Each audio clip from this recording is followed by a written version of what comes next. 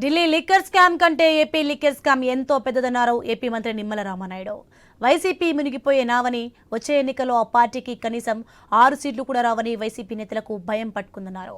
YCP హయాంలో irrigation వ్యవస్థను భ్రష్టు పట్టించారని, కాల్వలో కనీసం తట్టమట్టి కూడా తీయని చరిత్ర జగన్ది అన్నారు. ఆ పార్టీ నేతలకు కాల్వలు, వ్యవసాయం గురించి మాట్లాడే అర్హత లేదన్నారు.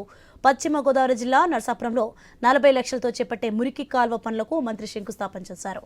కుటుంబ ప్రభుత్వం రైతుల పక్షపాతిగా పనిచేస్తుందని, కొన్న ధాన్యానికి 48 గంటల్లోనే సొమ్మును రైతుల ఖాతాలో జమ చేస్తున్నామన్నారు.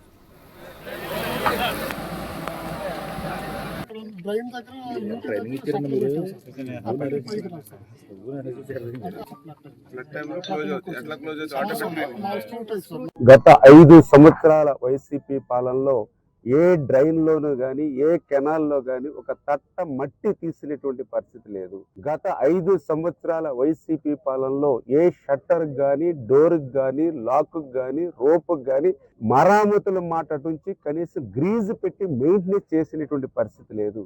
గత జగన్మోహన్ రెడ్డి చేసినటువంటి తప్పిదాలు ఏవైతే ఉన్నాయో వాటన్నిటినీ కూడా ఒక్కొక్కటి సరి చేసుకుంటూ మళ్ళీ ఈ రోజు చంద్రబాబు నాయుడు గారు పనిచేస్తున్నటువంటి పరిస్థితి.